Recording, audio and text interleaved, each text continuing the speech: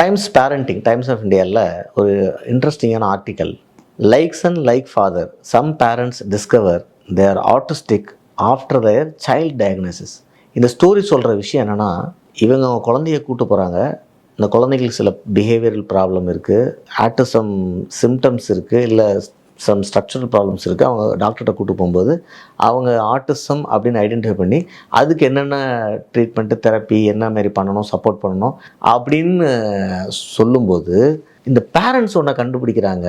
சில பேரண்ட்ஸு, நமக்கு இந்த மாதிரியான ட்ரைட்லாம் இருந்துச்சு அப்படின்னு. அப்போ நானும் ஒரு ஆர்டிஸ்டான சின்ன வயசில் இருந்திருக்கேன். இது 2-3 விதமான கேள்விகள் நம்ம முன் வைக்குது. ஒரு கேள்வி, அவங்க ஆட்டிசமாக இருந்து அவங்கள ஏன் அது சின்ன வயசில் பாதிக்கலை? அப்போ அந்த நேரத்தில் அதை பாதிக்காமல் காப்பாற்றின சோசியல் சிஸ்டம் என்ன? ஒரு ஜாயிண்ட் ஃபேமிலியில் அதை அவங்க ஈஸியாக கடந்துட்டாங்களா? ஸ்கூலில் ப்ரெஷர்லனால ஈஸியாக கடந்துட்டாங்களா? இந்தமாரி விஷயங்கள், கேள்விகள் முன்னாடி இருக்குது. இப்போ ஒருவேளை அவங்க இதை கடக்கும் பொழுது எந்த ஒரு சிம்டம்ஸும் இல்லாமல், அஃபெக்டட் இல்லாமல் கடக்கும் பொழுது, அதையே இந்த குழந்தைகளுக்கு நம்ம அந்த என்விரான்மெண்ட்டை கொடுக்கக்கூடாது. அந்த என்விரான்மெண்ட் கொடுத்தா அந்த குழந்தைங்க கடந்து போயிடுவாங்க. அதை ட்ரீட்மெண்ட், தெரப்பிக்கு பதிலாக அந்த பேரண்ட்ஸ் என்ன என்விரான்மெண்ட்டில் அதை எஃபெக்டை பார்க்காம வந்தாங்களோ அதே என்விரான்மெண்ட் ஏன் கொடுக்கக்கூடாது? இந்தமாரி கேள்விகள்லாம் இருக்குது.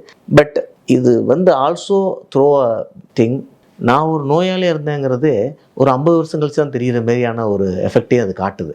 ஸோ இதை எப்படி இந்த ஜெனட்டிக்கல் இந்த லிங்க்கை இந்தமாரி விஷயங்களை உடைக்கிறது அப்படிங்கிறது. ஏன்னா இதில் என்ன சேலஞ்ச் இருக்குன்னா, அந்த ஒரு ஆர்டிஸ்ட் சைல்டுக்கு தான் குழந்தை ஆர்டிஸ்டாக பிறந்துருமோ அப்படின்னு ஒரு நினைக்க வர ஒரு பயம் இருக்குல்ல. நீங்கள் இவ்வளோ க்ளோஸராக ஜெனட்டிக் லிங்க் வரும்பொழுது அந்த ஃபியர் ரொம்ப ஒரு பெரிய ஒரு ஃபியர் ஒரி.